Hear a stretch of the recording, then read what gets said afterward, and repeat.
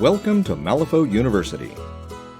In response to feedback from players, observations of how models are used, and the discovery of innovative applications of the rules, Wyrd annually updates the rules in a document called the Errata. While the name implies corrections to errors, it's better to think of it as balancing the scales.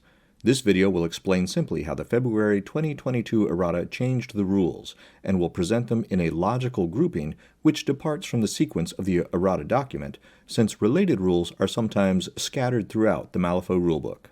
Another video explains the changes to the models. Since this will not be a strategic analysis or opinion piece on the changes, your personal insight and feedback is welcome in the comments. Page 12. This update to the rules concerns the very last paragraph of the inset box titled Actions Generated by Triggers.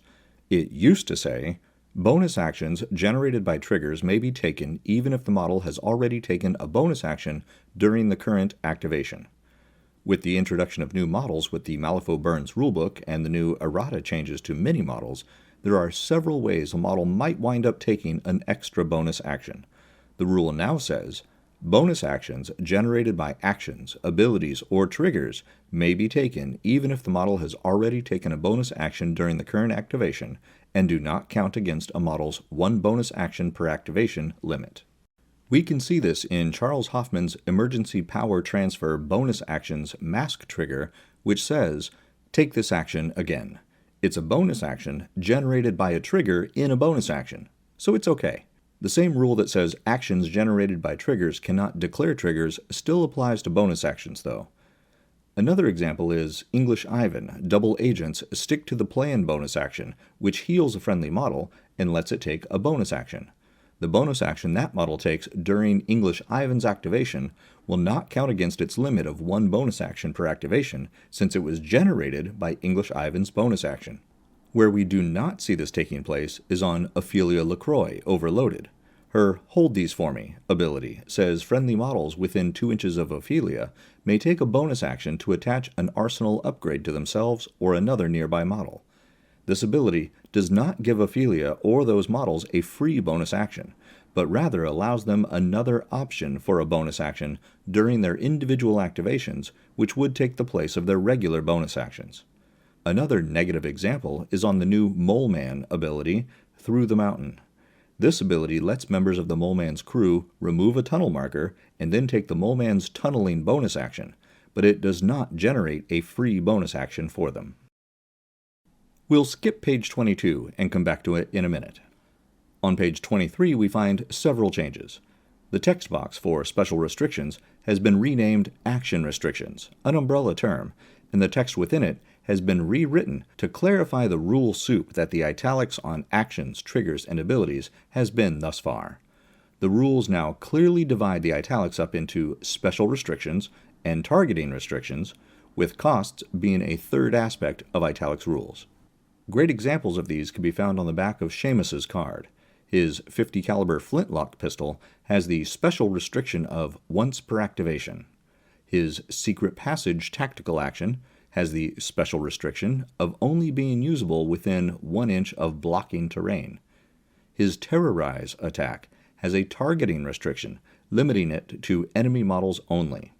His A Cause for Celebration bonus action has an optional cost to pay of removing a corpse marker. Collectively, these are all action restrictions, but now they are classified separately within the rulebook. The rest of the changes on this page further emphasize these changes and make a new distinction. Previously, if a player declared an action and then discovered he couldn't pay the cost of the action technically failed and was lost. The updated rules now state that if the special restrictions cannot be met, the action just cannot be declared. If the player controlling Seamus declared the secret passage action and then measured, only to find the model was more than an inch away from the necessary terrain, it would be as if he hadn't declared the action. In step 3, however, there is still possibility of the attack simply failing for lack of a legal target. The wording has changed to reflect the new language, but it still says, if the action has no legal target, it fails. This is why pre-measuring is important. Back on page 22, the last sentence under Actions has been updated to reflect the new language found on page 23. the bonus actions text box has also been updated to match the language on page 12. The third change to this page is under General Actions. Previously, there was a quasi-general action that was really a tactical action, but it was general in that it wasn't printed on any model's card, and any model could do it, but it didn't have a name, and all it did was remove a piece of destructible terrain within 1 inch of the model. Now, there's a new general action called Slam. Slam is a bona fide general action any model can take that does one of two things. If a model targets a marker or a piece of terrain within 1 inch with the destructible trait, it removes that marker or piece of terrain. If it targets an impassable marker that is not destructible, the player may place that marker within 1 inch of the model, which could be to either side or even behind the model. There is no option, however, to target a regular piece of impassable terrain and move it. It only applies to markers with the impassable trait.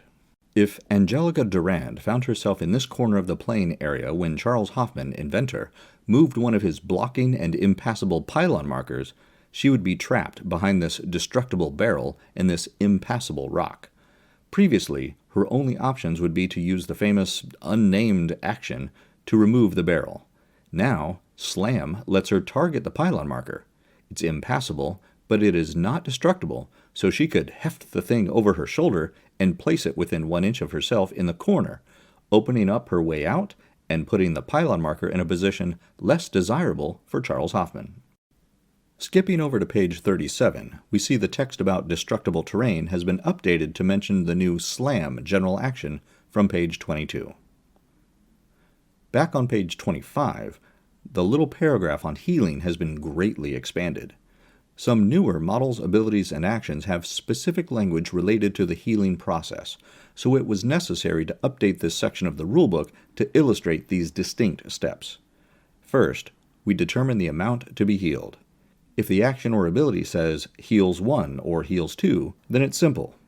Something like Kurai and Koku's Soothe Spirit tactical action, though, has a variable profile of 1, 2, 3, so that flip would happen to determine what number we're dealing with. The next important phrase is would heal. Some models have actions or abilities that kick in now before the healing actually takes place.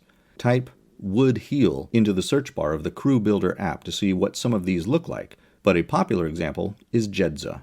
Her Inevitability of Death ability says that when an enemy model would heal, Jedza can choose for that model to instead suffer equal damage. Depending on the action or ability, this could stop the whole healing process right here. If there are no would heal effects to resolve, then check the model's maximum health. A model currently at its maximum health cannot heal, and the healing effect now fails. Assuming some healing occurs, the next step is to resolve any when heals effects. Von Schill, for example, has a survivalist ability that says, when this model heals, it heals an additional +1 health. That +1 is added now, and is not considered during the previous steps in case it might have mattered in the first 2 steps. A small typo in the text for step 5 says, increase the model's heal, when it should say, increase the model's health. Regardless, this is the step when you finally raise the model's health. If this would take the model beyond its maximum health, the excess is just ignored. Step 6 is the after heals effects, such as Jedza's Chronicle ability. A simpler example is on Sloth's card. His Drawing This Out ability states that after an enemy model heals, it gains a sin token. The sequencing of these steps now makes it clear that abilities like these have no effect if the model doesn't actually increase its health. If Kurai was going to heal a model 2, but Jedza caused that model to suffer 2 damage instead, Sloth's ability would never come into play, since no one healed. The last step concerns excess healing. I know step 5 says any healing beyond the model's maximum health is ignored, but only unless it's not. Because, weird. A new example of this situation is the updated Barbaros model and his unique Broodfighter ability. If he's already at maximum health when he activates, this excess healing becomes a free movement for a nearby friendly model.